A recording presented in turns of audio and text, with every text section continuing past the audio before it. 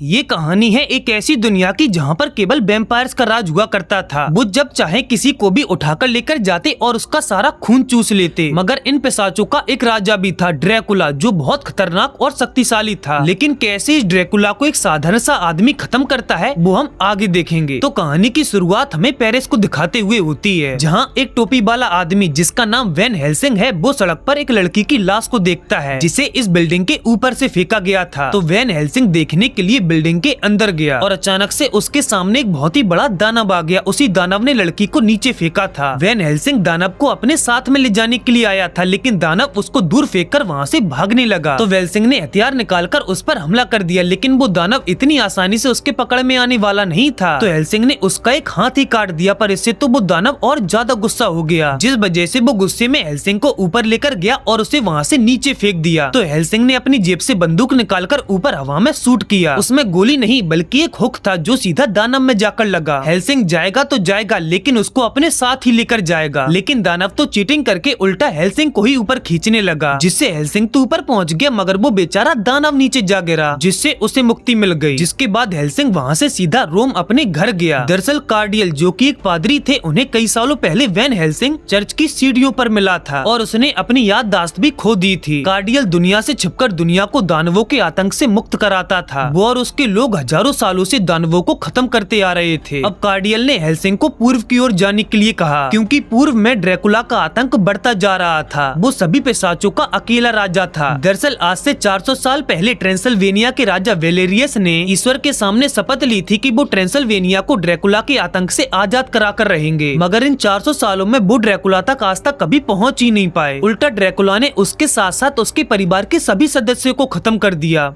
केवल राजकुमारी एना वेलेरियस को छोड़कर। अगर वो एना को भी मारने में कामयाब हो गया तो वेलेरियस परिवार को कभी मुक्ति नहीं मिलेगी। वेलेरियस परिवार ने दुनिया को ड्रैकुला के आतंक से बचाने के लिए अपना सब कुछ कुर्बान कर दिया। हम उनकी कुर्बानी इस तरह से जाया नहीं होने देंगे, इसलिए अब तुम जाओगे ड्रैकुला को मारने के लिए ट्रांसिल्वेनिया। उन्होंने हेल्सिंग को एक कागज भी दिया जिसे वेलेरियस के राजा 400 साल पहले यहाँ पर छोड़ गए थे। उस कागज पर एक सांप की मुहर भी लगी हुई थी, जो कि सेम हेल्सिंग की अंगूठी पर भी थी। हेल्सिंग वहाँ से सीधा अपने दोस्त कार्ल के पास गया। कार्ल ने उसे ड्रैकुला से लड़ने के लिए बहुत सारे हथियार दिए, पर हेल्सिंग ने उसे भी साथ में चलने के लिए कहा, जिसे सुनकर पहले तो वो थोड़ा सा हिचकिचाया, फिर मान गया। और यहाँ एना का भाई वैकन वेलेरियस एक खंबे से बंधा हुआ था और उसी समय एक भेड़िए ने उस पर हमला कर दिया। मगर ये सब वैकन के ही भेड़िए को कैद करने के लिए एक चाल थी। भेड़िया जैसे ही एना को मारने के लिए नीचे कूदा, वो एक गड्ढे में जा गिरा और रस्सी को काटते ही वो एक पिंजरे में बंद हो गया। सभी उस पर गोलियों से हमला कर रहे थे, पर उसे केवल वैकन की ही बंदूक से मारा जा सकता था, जो कि लड़ते वक्त नीचे गिर गई थी। तो एना उसे उठाने के लिए भागी और उसी समय वो पिंजरा भी टूटकर नीचे आ गिरा। पिंजरे के टूटते ही सभी अपनी जान बचाकर वहाँ से भागने लगे। वो भेड़िया एना के पीछे ही पड़ा हुआ था, क्योंकि उस भेड़िए को ड्रैकुला ने भेजा था। अब एना के सामने एक खाई थी और भेड़िए ने जैसे ही उस पर हमला किया तो वैन उसे धक्का मारकर खुद भेड़िए के साथ में खाई में जा गिरा। यहाँ वैन हेल्सिंग भी समंदर के रास्ते से ट्रांसिल्वेनिया की ओर तेजी से बढ़ रहा था। वो समंदर को पार करके बर्फीले रास्तों से होते हुए आखिरकार ट्रांसिल्वेनिया तक पहुँच ही गया। मगर ट्रांसिल्वेनिया में घुसते ही सभी लोग उसको ऐसे घूरने लगे जैसे कि वही ड्रैकुला हो। एना ने उनसे पूछा, कौन हो तुम और यहाँ पर क्यों आए हो? हेल्सिंग बोला, हम तुम्हारी यहाँ पर मदद करने के लिए आए हैं। लेकिन एना ने उनकी मदद लेने से मना कर दिया और अपने लोगों को उसे बंदी बनाने के लिए कहा। तो हेल्सिंग ने अपना हथियार निकाला और एना को शूट कर दिया, मगर उसने हमला एना पर नहीं बल्कि उसके पीछे आ रहे 2 पिशाचों पर किया था। वो ड्रैकुला की रानियां थी और वो एना को पकड़ने के लिए आई थी। हेल्सिंग उनको अपने तीरों से मारने की बहुत कोशिश करता है, पर वो तो बहुत फास्ट थी। सूरज के उगते ही वो पिशाच अचानक से कहीं गायब हो गए, क्योंकि पिशाच केवल अंधेरे में ही हमला करते हैं, वरना सूरज की रोशनी उन्हें जला देगी। उनको लगा था कि वो दोनों वापस चलेंगी, पर जैसे ही सूरज वापस से डूबा, उनमें से एक ने एना को पकड़ लिया था। तभी हेल्सिंग ने एक तीर चलाया जो कि उसके पैर में जाकर लगा, जिससे एना उसके पंजों से छूट गई। जिसके बाद वो जल्दी से भागकर एक घर में आकर छुप गई। लेकिन वो पिशाच तो भेष बदल कर वहाँ पर आ गई। इधर दूसरी पिशाच ने हेल्सिंग पर हमला करके उसका हथियार दूर फेंक दिया। वो पिशाच शैतान के बच्चे थे, इसलिए अगर उन पर गलती से भी पवित्र जल की एक बूंद भी गिर गई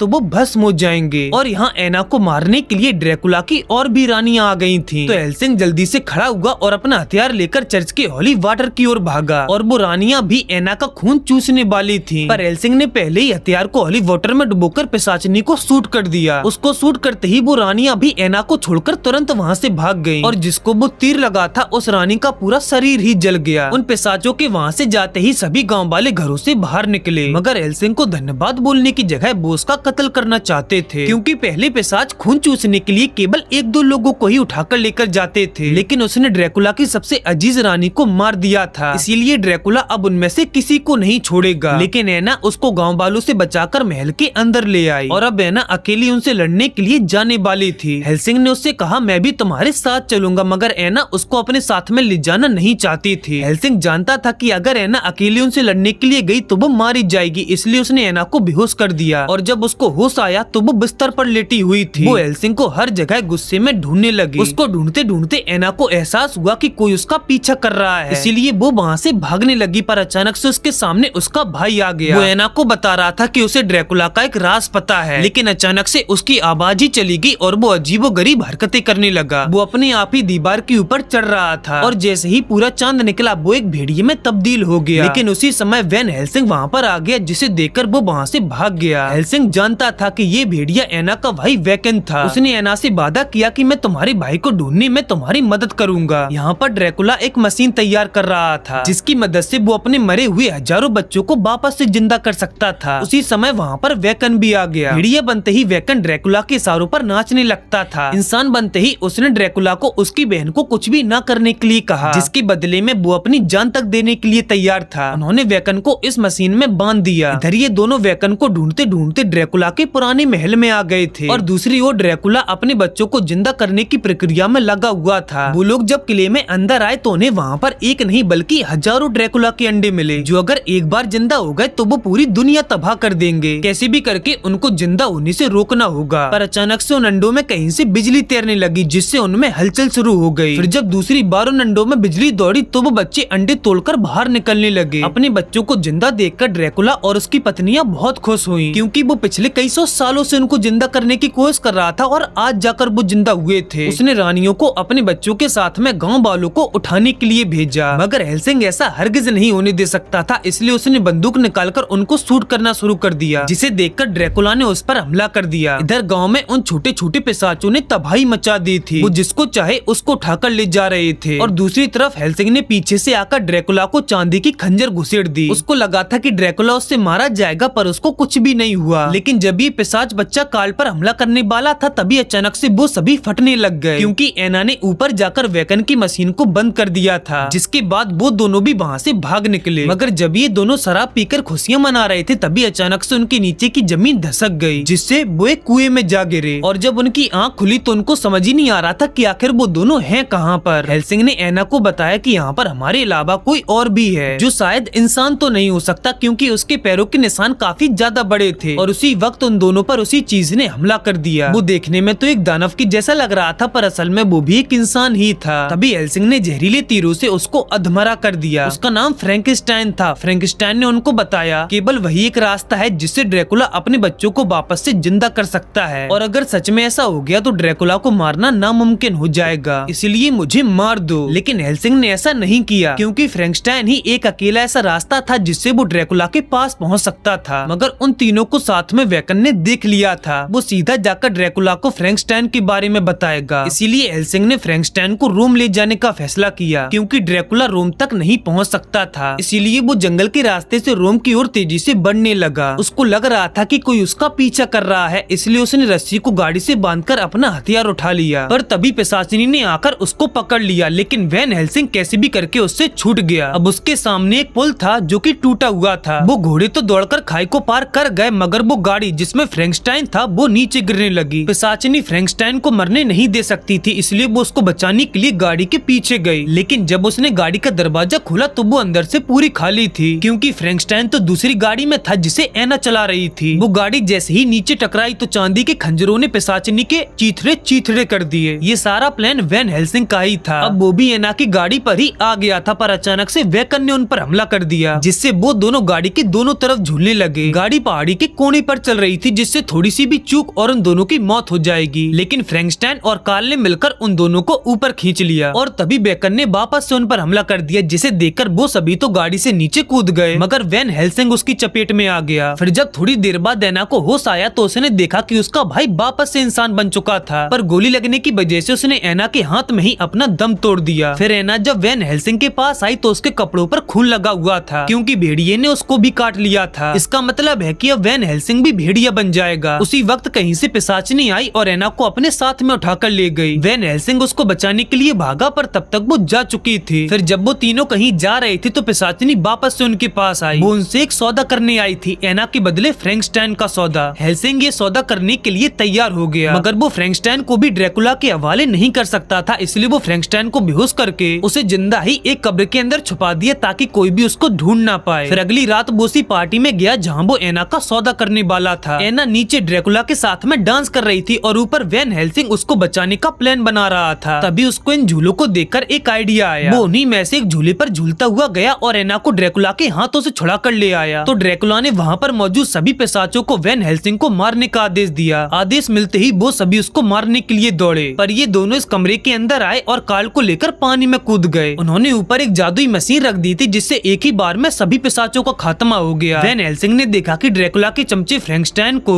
एक नाव में बैठाकर अपने ठिकाने पर ले जा रहे थे। दरअसल मैं बताना भूल गया था कि फ्रैंकस्टाइन को आइगोर ढूंढ कर ले आया था। वैन हेल्सिंग उनको पकड़ने के लिए भागा, पर तब तक वो दरवाजा बंद करके निकल गए। अब वो लोग वापस से अपने महल में आ गए थे, जहाँ पर कार्ल ने उनको बताया जब आज से 400 साल पहले ड्रैकुला मरा था तो उसने शैतान से एक सौदा किया था, जिसके बदले में शैतान ने उसको एक नई जिंदगी दी। और जब एना के पूर्वजों ने उस भेड़िए जैसे जानवर को बनाया तो वो इसकी माफी मांगने के लिए ईश्वर के पास गए। तो ईश्वर ने उनसे भी एक सौदा किया कि जब तक तुम्हारे परिवार का कोई सदस्य ड्रैकुला को नहीं मार देगा तुम्हें मुक्ति नहीं मिलेगी। और इस महल में ही एक दरवाजा था जिससे वो लोग सीधा ड्रैकुला के महल में जा सकते थे। तभी एना ने हेल्सिंग को बताया कि मेरे पिता पता नहीं क्यों लेकिन इस तस्वीर को घंटों तक देखा करते थे, जरूर इसमें कोई राज छुपा होगा। वो एक खास तरह का दरवाजा था जिसे किसी मंत्र से ही खोला जा सकता था। वैन हेल्सिंग ने देखा कि तस्वीर के नीचे का हिस्सा फटा हुआ है, तो उसने अपनी जेब से वही फटा हुआ कागज निकाला और उसे उस तस्वीर में लगा दिया और उसके ऊपर लिखे मंत्र को पढ़ते ही वो तस्वीर गायब होकर एक शीशे में बदल गई। और जैसे ही वैन हेल्सिंग ने शीशे को टच किया उसका हाथ शीशे के अंदर चला गया, यानी कि यही वो दरवाजा था जिसे वेलेरियस परिवार 400 सालों से नहीं खोल पा रहा था। जिसके बाद वैन हेल्सिंग उस दरवाजे के अंदर गया और उसके पीछे एना भी आ गई। ड्रैकुला का महल बिल्कुल उनके ठीक सामने था। वो तीनों महल के अंदर जाते हैं जहाँ ड्रैकुला के लाखों बच्चे जिंदा होने का इंतजार कर रहे थे, पर अचानक से वहाँ आइगोर आ गया तो वैन हेल्सिंग ने उसको दीवार से चिपका दिया। और जब उसने नीचे देखा तो वो लोग फ्रैंकस्टाइन को ऊपर बंदी बनाकर मशीन के पास ले जा रहे थे। फ्रैंकस्टाइन ने उसको बताया कि ड्रैकुला के पास में उसको वापस से भेड़िया से इंसान बनाने का इलाज है, क्योंकि एक भेड़िया ही ड्रैकुला को मार सकता था। इसीलिए अगर कोई भेड़िया ड्रैकुला को मारने की हिम्मत करेगा तो वो उसको वापस से इंसान बना देगा। लेकिन आज तक किसी भेड़िए की इतनी हिम्मत ही नहीं हुई कि वो ड्रैकुला का सामना कर सके। उन सभी ने एक प्लान बनाया कि जब 12 बजे वैन हेल्सिंग भेड़िया बनकर ड्रैकुला को मार देगा तो वो लोग उसे तुरंत वही दवाई लगाकर वापस से इंसान बना देंगे। जिसके बाद एना और कार्ल आइगोर को लेकर दवाई को ढूंढने के लिए निकल गए और वैन हेल्सिंग ड्रैकुला को ढूंढने के लिए निकल गया। उसने फ्रैंकस्टाइन को बच्चों को जिंदा करने वाली मशीन में लेटा दिया था और अब मशीन को बस चालू करना बाकी था, उसके सभी बच्चे जिंदा हो जाएंगे। यहाँ वैन हेल्सिंग भी फ्रैंकस्टाइन को बचाने के लिए तेजी से भाग रहा था और इस तरफ आइगोर उन दोनों को उस दवाई के पास ले आया था। और जब एना दवाई लेने के लिए अंदर गई तो आइगोर ने कार्ल को लात मारकर दरवाजा ही बंद कर दिया। वो दवाई एक खास तरह की लिक्विड में बंद थी जो किसी भी चीज को जला सकती थी। उसी वक्त वो पिशाचनी वहाँ पर आ गई तो एना ने उस बक्से को पिशाचनी के ऊपर ही फेंक दिया, जिससे उसका पूरा मुंह जलने लगा। तो एना ने मौका देकर उस दरवाजे को भी उस लिक्विड से गला दिया, जिससे कार्ल उस दवाई को लेकर वहाँ से भाग गया। मगर पिशाचिनी ने एना को पकड़कर दूर फेंक दिया। उसने चारों तरफ की मसाले बुझा दी और खुद भी गायब हो गई। इधर वैन हेल्सिंग भी फ्रैंकस्टाइन के पास पहुँच गया था, पर इससे पहले कि वो कुछ कर पाता ड्रैकुला ने वो मशीन चालू कर दी, जिस वजह से वहाँ पर बहुत तेज बिजली कड़की